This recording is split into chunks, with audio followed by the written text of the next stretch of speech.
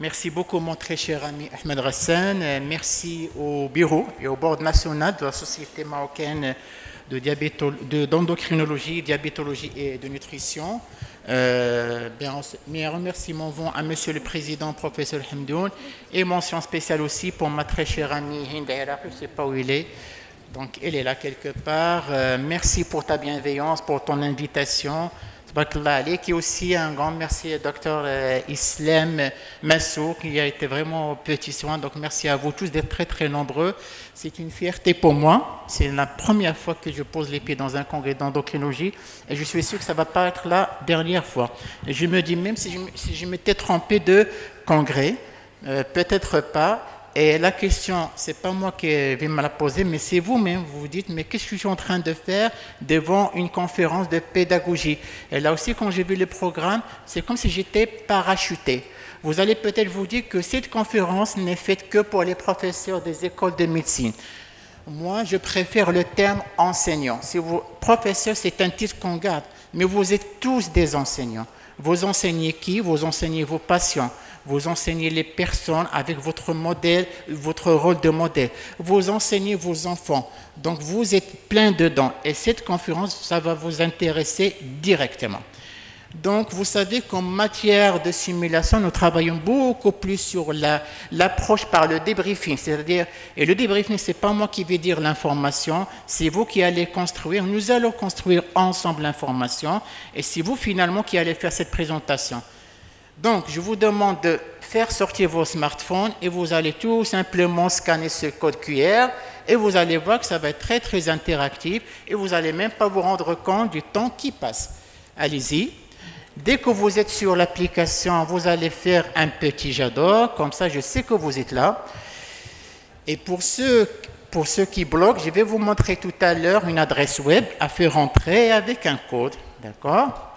C'est bon, vous y êtes? La plupart, allez, encore une vingtaine de secondes, parce que vous allez m'aider pour la construction de cette conférence. On y va? Alors, pour ceux qui prennent plus de temps, facile. Il y a un autre moyen de faire. Regardez, vous mettez juste vers le haut. Alors, voilà. Vous pouvez taper menti.com, juste menti.com, et faire entrer le code, et c'est un code qui va rester. Ce ne sont pas des questions, ce sont juste des tendances de la salle. On y va? On y va? Allez, go. Nous sommes là dans un congrès qui s'intéresse entre autres à, vous l'avez compris, je suis en train de vous tester si vous avez bien assimilé l'application. D'accord? Alors là, le professeur Adi ne sera pas content, parce qu'il n'avait pas coché pour lui l'anesthésie réanimation. Et j'ai bien compris que ce médium, hier j'étais en train de chercher l'abréviation, c'était bien l'endocrinologie, la diabétologie et la nutrition. Excellent, là on est bien. Donc déjà on est plus de 72 connectés et je suis sûr dans la salle qu'on est bien plus nombreux. C'est bon, vous y êtes, vous êtes vraiment d'abord assimilés, facilités par l'application, on rentre dans le vif du sujet. Vous êtes à bord d'un avion qui s'apprête à décoller, ça roule. Le commandant de bord vous souhaite un très bon vol, surtout que c'est son tout premier vol. Qu'est-ce que vous allez faire? Allez-y.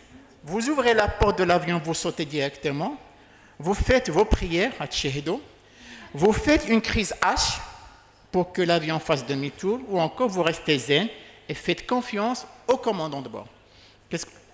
Alors, il y a quand même des personnes qui vont oser ouvrir la porte de l'avion. Ma foi, si j'étais co-voyageur, je me poserais des questions. Quand même, il y a plein de monde qui a fait 6 prières, c'est bien, mais sincèrement, à votre place, à côté de faire des prières aussi, il va falloir faire confiance en commandant de bord. C'est très intéressant. Sachez que les commandants de bord à bord d'un avion, on ne va jamais leur donner un avion à piloter comme ça. Ils passent par un processus de formation solide, y compris bien sûr des simulateurs d'avion. Et d'ailleurs, le thème de simulation, le domaine de la simulation, hommage au domaine de l'aviation, ça a commencé chez eux. Allez, une autre question un peu plus provocante. Allez, votre maman va se faire opérer d'une cholécystectomie. Vous allez chercher en priorité une seule bonne réponse, les amis. Le chirurgien le plus gentil, le plus rapide, le moins cher, idéal qu'on fabrique, ou le plus compétent. Vous voulez pas le plus gentil? Alors déjà, quelqu'un qui vote. Ça arrive. Très bien. Et peut-être que vous détestez attendre beaucoup, peut-être que je vais choisir le plus rapide. On est bien d'accord, c'est rassurant, c'est le plus compétent. Très très bien. Et à votre avis, c'est quoi être un médecin compétent? Comment vous le définissez? C'est parce qu'il est très très bien dans sa tête, il a beaucoup de connaissances théoriques, il est bien dans sa main, il est bien dans le raisonnement, il est bien dans la communication. Et en fait, il n'y a pas qu'un seul aspect, ce sont plusieurs aspects. La compétence, c'est une interaction de beaucoup d'aspects, aussi bien intrinsèques qu'extrinsèques, qui fait de ce médecin compétent. Donc souvent, je dis que je veux être un médecin compétent. Mais vous savez qu'avec la compétence, ça vient avec quoi? Ça vient avec le temps, ça vient avec l'entraînement. Ça ne vient pas doucement, ça vient pas spontanément. Il faut travailler très dur pour arriver à la compétence. Regardez quand on apprend par exemple à conduire un vélo. Ben, au départ, on tombe, on tombe, on s'incline, et vers la fin, on commence à bien conduire. Sauf que quand on apprend à bien conduire, qu'est-ce qui se passe?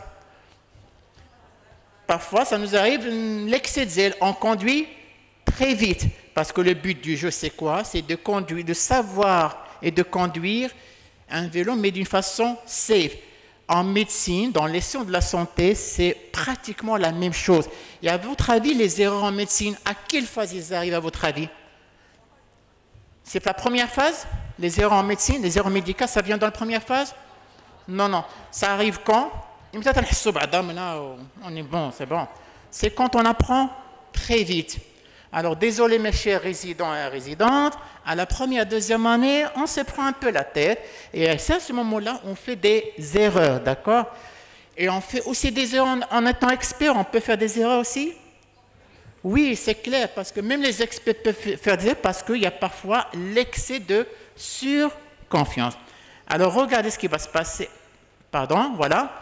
C'est ce que nous appelons la zone grise. La zone grise, c'est au moment où on apprend rapidement en un laps de temps court. C'est à ce moment-là où on va faire le plus d'erreurs. Et la simulation, justement, elle est là, pas pour effacer la zone grise. Ça sera vraiment très gourmand comme objectif. La simulation, elle est là pour réduire le temps que ça va durer, cette zone grise. Vous êtes toujours sur votre smartphone. Il y a ce rapport-là qui est très, très connu du côté des États-Unis d'Amérique. Alors, c'est très simple. Vers la fin des années 90, ils sont partis chercher combien d'erreurs médicales avaient conduit à un décès. Vous avez sur une année, vous avez une idée du chiffre? Combien de décès par erreur médicale sur une année aux États-Unis? De l'ordre de, allez, vous avez une idée? 50 000, on peut doubler quand même le chiffre, c'est à peu près 100 000. Pour être exact, c'est 98 000. C'est beaucoup 98 000 décès d'erreurs médicales. Ils ont mis des colloques, des séminaires et tout, ils sont sortis par des recommandations. Tout un livre, c'est ça le livre, To Err is Human, parce que finalement, quand on fait des erreurs, c'est humain. Vous allez faire tous des erreurs, ça c'est sûr et certain. Le plus important, c'est de savoir gérer cette erreur, qui ne soit pas fatale. 98 000 décès d'origine erreur médicale, et parmi les recommandations, bien évidemment, ils ont insisté sur l'intérêt de l'entraînement, et particulièrement par simulation. Ça vous rappelle quoi? Yes, Salam, c'est très bien. Le 11 septembre, d'accord? Alors, il y a une question qui arrive derrière, d'accord? Vous allez la rédiger. Juste un seul mot, vous étiez où pendant les attentats de 11 septembre? Et vous allez pouvoir répondre sur votre smartphone et vos réponses vont s'afficher sur l'écran. Allez-y. Et je suis sûr que chacun parmi vous, bon, les moins jeunes, on va dire, Rabat, à la maison, très bien, chez moi, hôpital, ça arrive à la faculté, tout va bien. Donc, j'ai confiance en vos mémoires. Ça fait un incident qui est arrivé depuis 22 ans et pourtant, vous êtes en train de vous rappeler exactement où vous étiez. Et à votre avis, pourquoi vous êtes toujours capable de vous rappeler? Pourquoi vous vous rappelez vraiment exactement? Parce qu'il y a eu une connexion entre le lieu où vous étiez et l'incident. Cet incident, il vous a créé quoi ici? Il vous a créé une émotion. D'accord? Rappelez-vous de ça. Chaque fois qu'on apprend quelque chose avec de l'émotion, on ne l'oublie jamais. Très bien, ben les gens continuent toujours à voter, c'est bien, c'est bon, vous avez de très très bonnes mémoires, il n'y a aucun souci là-dessus. Par contre, je prends en défi vos mémoires, parce qu'il y a une question derrière qui arrive. Vous êtes prêts? Prêts et prêtes? Vous faisiez quoi le 10 septembre? Alors là, tout le monde va se retenir et personne n'osera écrire quoi que ce soit et ma slide va rester orpheline. Aucune idée. Très bien. Au moins, merci pour votre franchise. Là, on ne pourra jamais se rappeler qu'est-ce qu'on faisait le 10 septembre. Encore une fois, c'est à cause de ce phénomène de l'apprentissage par l'émotion. Dieu merci, avec les scénarios de simulation médicale, on arrive quand même à créer de l'émotion chez cet étudiant, chez cet apprenant. À ce stade-là, donc, notre question, allez, et soyez francs, qui a déjà fait une connerie, désolé pour le terme, professionnelle dans sa vie? Alors, celui qui va cocher la première réponse, il va être éjecté de la salle. Allez. Jamais de la vie, je suis le médecin parfait. J'en ai déjà fait, mais je ne le dis jamais. Ok, on a des médecins parfaits dans la salle, c'est bien, 2 médecins quand même. Oui, j'en ai déjà fait et ça m'est arrivé de le dire. J'en ai déjà fait et j'en parle même aux patients. Je m'attendais à cette réponse, c'est-à-dire la plupart, il n'y a pas personne qui n'a jamais fait de conneries dans sa vie. C'est impossible. Et je dis bien pas à cause, grâce aux conneries qu'on avance. Parce que le fait de faire une connerie, ça crée quoi chez vous, encore une fois? De l'émotion. Aïe, j'ai fait une connerie. Et soyez sûr, c'est que vous n'allez jamais l'apprendre, jamais l'oublier. Il y a une question derrière. Qui devine la question qui va venir après? Okay. Alors, qui devine la question qui va venir après? Qui a déjà fait? Merci. Qui a dit ça? Bravo, allez. Qui a fait la même connerie 2 fois de suite? Ça, jamais ça de la vie. Exceptionnellement, oui. Non, jamais, j'ai jamais fait. Alors, après la première connerie, j'ai décidé de ne plus faire endocrinologie. Il y a comme la personne qui a coché, bon, ok, il vient toujours au congrès, ça veut dire qu'il n'a pas encore changé. Très bien. Et en général, on ne fait jamais de conneries. Pourquoi? Parce que la première connerie vous a marqué. D'accord? La première connerie vous a marqué, vous a créé de l'émotion. Alors, ça serait intéressant quand même de faire cette connerie. Ou, est-ce que c'est un vrai patient? Ça serait bien de la faire au moment où on s'entraîne. D'accord? Parce que tout le monde, certains peut-être, ils vont vous dire, on a tous appris sans simulation. Oui, mais on a appris sur le dos de patients. On a appris sur des décès évitables. Et vous n'allez pas me contredire, je suis sûr et certain que nous avons tous fait des conneries sur des vrais patients, ça on ne pourra jamais l'accepter. Vous n'allez jamais l'accepter si c'était votre papa ou votre maman. Donc, à ce stade-là, on va récapituler. La simulation tient le principe éthique jamais la première fois sur le patient. Elle est là pour garantir une qualité, sécurité, efficience des soins. La pratique médicale maintenant, elle est interprofessionnelle. Les médecins, ils lisent, ils apprennent dans les facultés de médecine, les infirmiers dans les sciences infirmières, ils n'ont jamais appris à travailler ensemble et on leur demande le jour J de travailler ensemble. Qu'est-ce qui va se passer? Les clashs, parce que chacun arrive avec des a priori. S'il vous plaît, la tendance actuelle de la pédagogie moderne, c'est qu'on apprenne ensemble. Ce n'est pas parce qu'on va apprendre absent cause des diminutifs. Non, chacun est expert dans son domaine. Dernière chose, c'est de la pédagogie interactive. C'est comme si on est en train de faire tout de suite même. Et sur votre téléphone portable, si la slide vous intéresse, vous pouvez la screener. Pas de problème.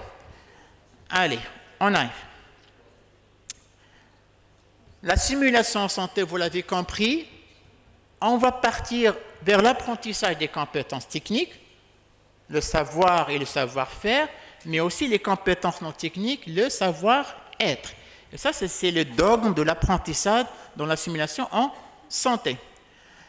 Ok, Simon, oui, on peut te croire, il n'y a pas de souci, on va te faire plaisir, mais faire quand même de la simulation, ça coûte beaucoup d'argent quand même. Allez, c'est plutôt vrai ou plutôt faux? Très bien. Alors, Hind, si les gens pensent que c'est plutôt vrai, je vais fermer la présentation, je te dis bye bye, je rentre à Casablanca. Et là, je vais quand même vous décevoir, parce que la bonne réponse c'était plutôt faux. On peut faire de la simulation avec 0 centime. Vous me croyez ou pas? Quelques mégadoctets d'Internet, ils sont capables de faire de la simulation. Récemment, Hind a fait une télésimulation avec ses résidents d'endocrinologie de Rabat et de Tanger, superbissime, excellent scénario de simulation. Ça lui a coûté combien? Quelques mégadoctets d'Internet, quelques centimes d'électricité, un ordinateur en bon état, et c'est tout. Donc, s'il vous plaît, rappelez-vous d'une phrase dogme en simulation qui a été dite par le grand pape de la simulation au monde, c'est le professeur David Gaba. Elle avait dit un jour, la simulation, c'est une technique, ce n'est pas de la technologie. On n'a pas besoin tout le temps de mannequins, surtout dans votre domaine.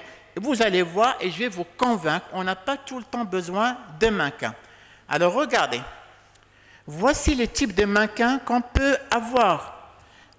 Tout ce que vous voyez comme mannequin, c'est-à-dire les mannequins, on appelle ça les simulateurs synthétiques. Le mannequin grande taille, un bras pour la perfusion, un petit bracelet pour l'injection d'insuline. Mais la plupart du temps, dans votre domaine, on va travailler avec des simulateurs humains, ce que nous appelons les patients simulés.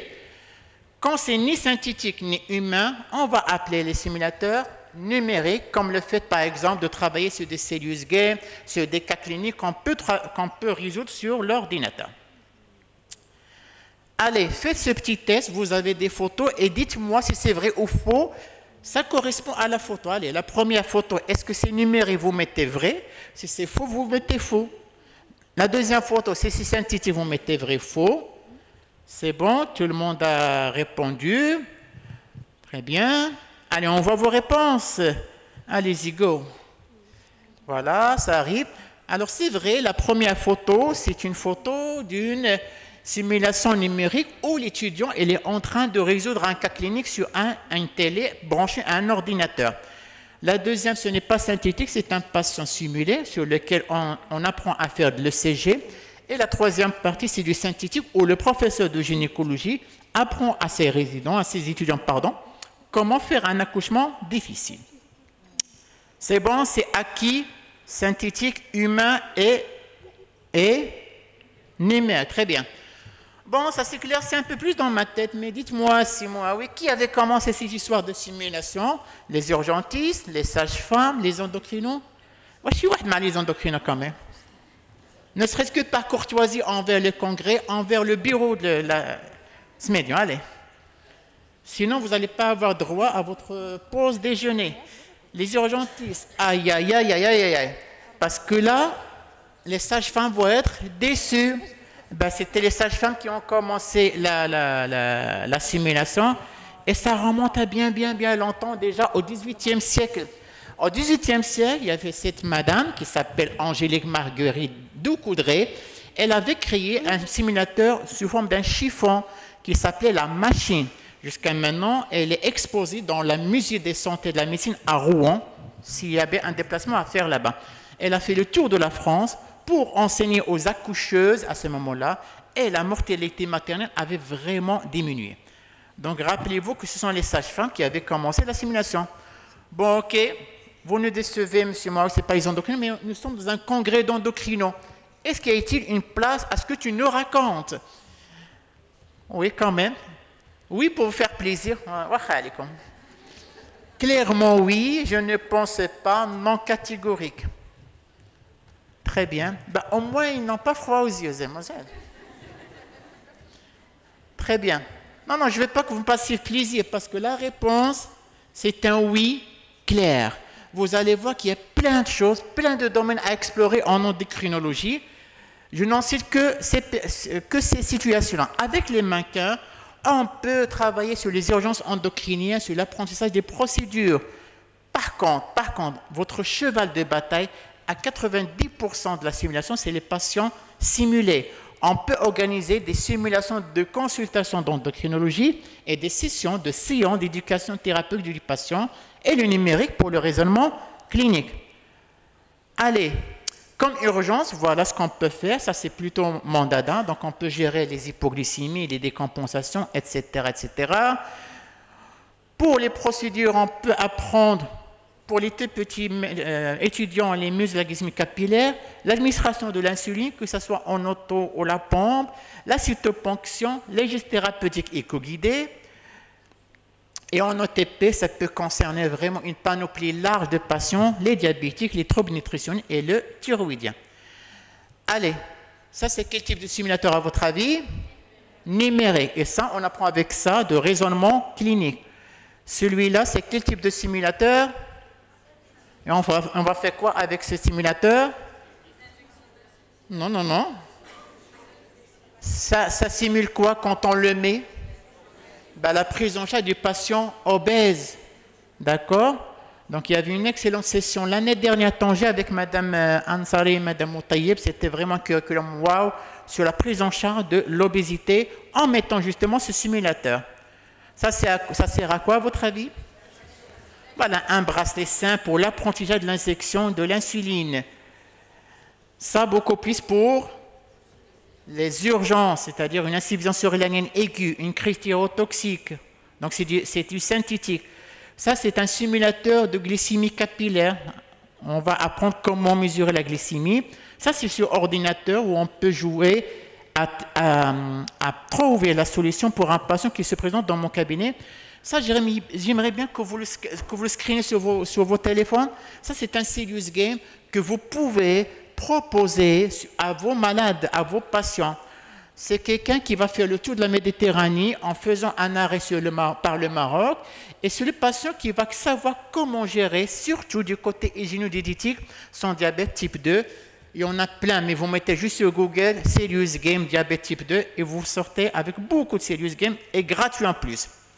Bon, ok, toutes ces photos semblent intéressantes, mais moi, endocrinologue confirmé, j'ai vraiment un niveau high. Il n'est même pas besoin de tout ça. Plutôt vrai ou plutôt faux? Ok. Alors, plutôt vrai, je n'ai pas besoin de simulation parce que moi, je suis endocrinologue confirmé. On l'a vu tout à l'heure, c'est que le domaine, le champ d'action de la simulation part du novice jusqu'à l'expert. Parce que quand on est confirmé, malheureusement, parfois, on fait des erreurs de surconfiance. Regardez le public cible. Ça peut toucher les novices, les personnes en formation de spécialité, en formation continue post-universitaire, mais aussi ce qui est important, c'est la formation des patients. Alors, sauf que, Dolbert, quand on fait beaucoup de simulations, alors, complétez la phrase, trop de simulations, tu l'as? On pouvait répondre, par exemple? La théorie, oui, très bien, l'interaction. Non, au contraire, la simulation, elle est propice à l'interaction. Je suis d'accord avec vous. La simulation, ce n'est qu'un moyen. Ça ne va pas remplacer l'amphithéâtre. Ça ne va pas remplacer les conférences théoriques. Ça ne va pas remplacer en aucun moment le stage hospitalier. La simulation, elle est juste là en train de faire le bridge entre le côté théorique et le stage au niveau du lit du patient. Parce qu'il y a des personnes qui peuvent s'aventurer et dire former des médecins que par la simulation. Ben, je dis c'est un non. La simulation, elle est là pour former, on va dire, de meilleurs médecins. Allez, trop de simulation, tue la simulation. Et justement, pour mieux tirer profit, on va appliquer la méthode ADI. Il faut analyser les besoins en termes d'objectifs pédagogiques, désigner les curricula de formation, développer ces curricula, les mettre en place, aller faisant nos scénarios et surtout évaluer le processus. Autre chose, il faut faire de la simulation avec la bonne manière. Ne peut enseigner par simulation qui veut. Donc il faut bien respecter la charte pédagogique de la scénarisation, mais aussi de la simulation procédurale.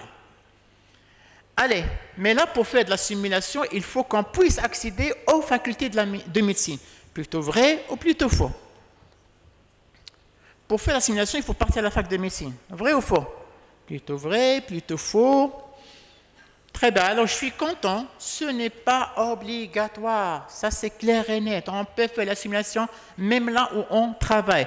Parce que, remarquez, on distingue 3 types de simulation. Il y a la simulation conventionnelle. C'est ce qu'on fait dans les centres de simulation. L'Institut, vous pouvez le faire avec vos patients au cabinet médical, dans vos hôpitaux, dans vos centres de santé où vous travaillez. Et on peut faire, comme je vous en montrais tout à l'heure, une simulation, juste par exemple par une téléconférence. Allez, c'est bientôt fini. Bon, tout ça paraît bien, mais cette simulation reste du show. Vous nous cassez la tête avec la simulation et ça ne sert absolument à rien. Il est chez واحد كوش هذيك الأولى. Deux. Ben, on n'est pas trop apprécié. Allez, on va quitter le pupitre. Alhamdoulilah, donc on a réussi quand même à convaincre pas mal de monde parce que ça ne sert pas à faire de la show. Vous savez pourquoi on fait de la simulation? Parce qu'on adore enseigner, on adore transmettre le savoir, on adore partager. Et au lieu de dire simulation, c'est-à-dire, je préfère le terme la bienveillance pédagogique. On est là pour être bienveillant. On est là pour transmettre avec la bonne manière. Transmettez avec la bonne manière, vos apprenants vont beaucoup apprendre. C'est plutôt faux, mais ça c'est subjectif, parce que moi je suis un adepte de la simulation. Mais il va falloir quand même objectif et faire un peu de recherche. Je me suis quand même amusé à mettre ce terme-là, Medical Simulation en technologie, sur PubMed, et regardez la tendance, beaucoup de travaux, énorme, 10 000 papiers sur l'intérêt de la simulation. Mais bon, on est marocain et maghrébin. Ça, c'est une excellente étude qui a été faite dans le centre de simulation de Monastir, où ils ont fait apprendre à des étudiants en première année comment dépister le diabète. De notre côté marocain, une excellentissime thèse. Et ça, la plus-value de cette thèse, de mon amie Madame Sahlan, la rapporteuse, c'est qu'ils n'ont pas essayé de trouver, c'est-à-dire de prouver le retenu sur place, mais 4 mois après. 4 mois après, les séances de simulation étaient toujours ancrées dans la tête des apprenants. Et je suis fier de ma doctorante, Madame Fatima Zaramahou, qui a publié un excellent article sur le rôle de la simulation pour la formation des infirmiers à la gestion de la décompensation céto-acidose. Allez, on a bientôt fini.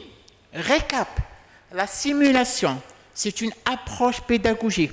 Est-ce qu'on est bien clair? Ce ne sont pas des mannequins. Est-ce que le message est clair? La simulation, c'est beaucoup plus les approches. Ça permet d'apprendre la technique et du non-technique, et ça permet aussi un excellent moyen de recherche et d'évaluation. Ma présentation touche à ma fin. J'aimerais quand même, à la manière du débriefing, que vous mettiez un seul mot que vous avez retenu de cette conférence. Allez-y, la balle est dans votre camp. Allez, un seul mot. Allez-y, j'attends. Bon, ok. Attester, émotion, magnifique, jeu de rôle, foncé. Ah, dès que foncé, je vais être nimzien.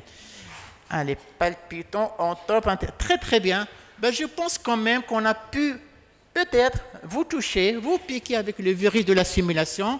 C'est un virus dont je ne voudrais jamais que vous soyez guéri. Merci beaucoup. Ma présentation touche à main.